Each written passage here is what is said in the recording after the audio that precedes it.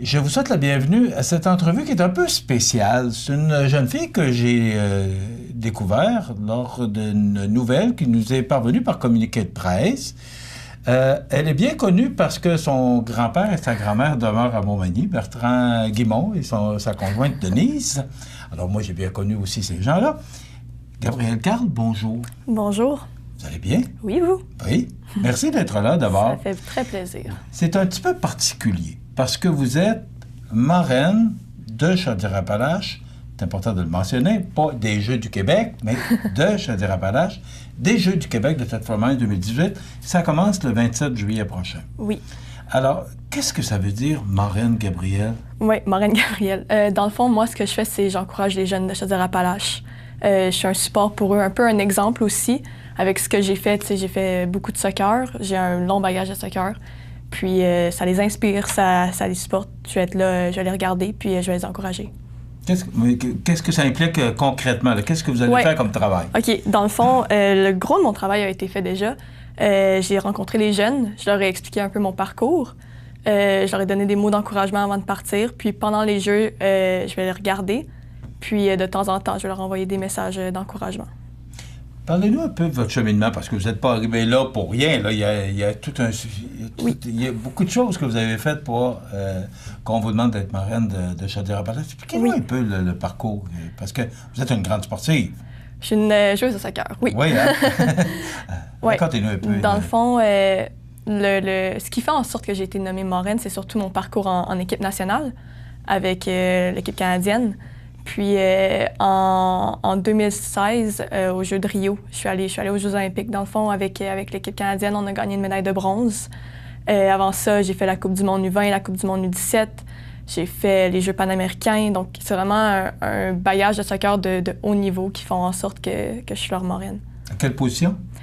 En équipe nationale, je suis attaquante latérale, demi-offensif, des fois défenseur latéral, tout dépendant.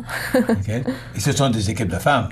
Oui. Oui, OK. Bon, vous auriez pu, comme on a déjà vu une gardienne de but qui a joué dans la Ligue nationale, Manon Réaume, vous auriez pu jouer avec une équipe d'hommes. Vous êtes rendu où dans votre cheminement sportif? Présentement, je suis à l'université. Je joue en Floride, donc je suis dans l'université qui se nomme Florida State. Puis je joue avec l'équipe là-bas, puis j'étudie en même temps. Est-ce que c'est voulu? Est-ce que c'était... L'université demandait pour le soccer ou le soccer demandait pour l'université? Dans le fond, je suis aux États-Unis pour le soccer. L'université que j'ai choisie, c'est parce que c'est une bonne université de soccer. OK. Donc, c'est vraiment ça le premier. Après ça, l'éducation, mais je la reçois là-bas aussi. Bon, on se connaît pas beaucoup, Gabrielle. Dites-moi, là, vous allez à l'université aux États-Unis et vous avez choisi une université pour le soccer. C'est quoi vos ambitions? Mes ambitions? Je veux retourner aux Jeux olympiques. Je veux faire une carrière professionnelle en soccer. Puis, éventuellement, j'aimerais devenir médecin. J'aimerais? Devenir médecin.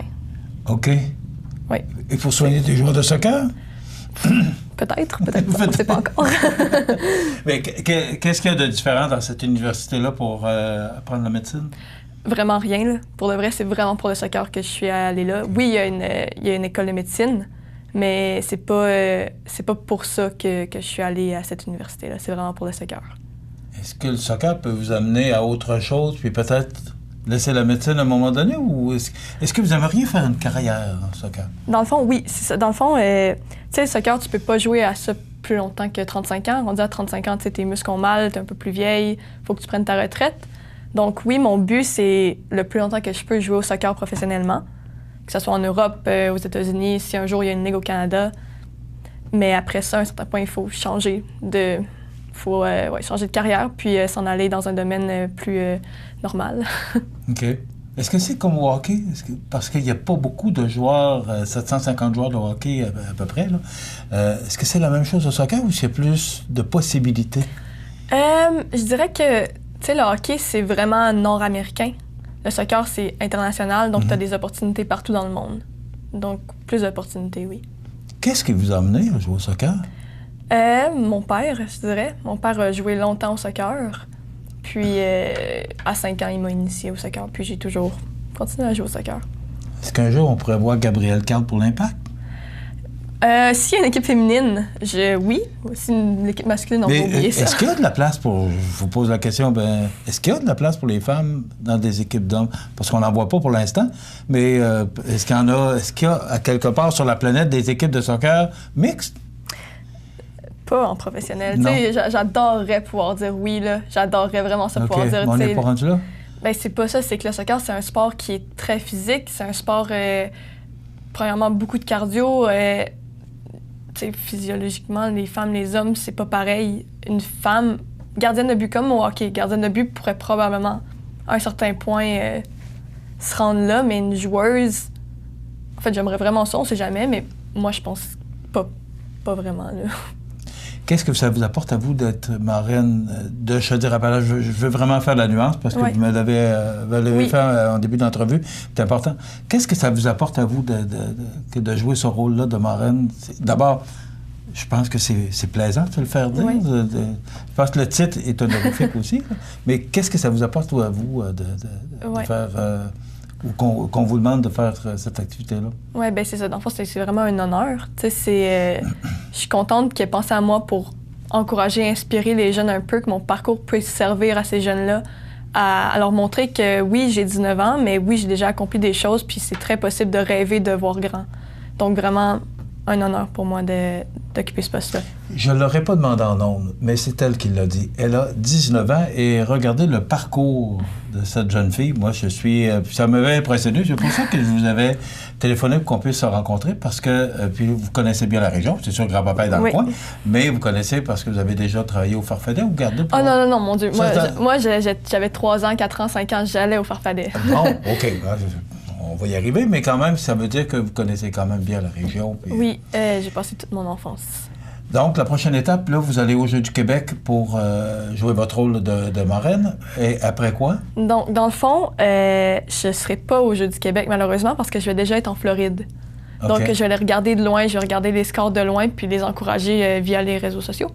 Mais je ne pourrai pas être là, je vais déjà être en Floride à m'entraîner. OK, parce que l'équipe vous attend? Exactement. Est-ce qu'il y a un cas d'entraînement? Comment ça fonctionne? Dans le fond, comment ça fonctionne, c'est...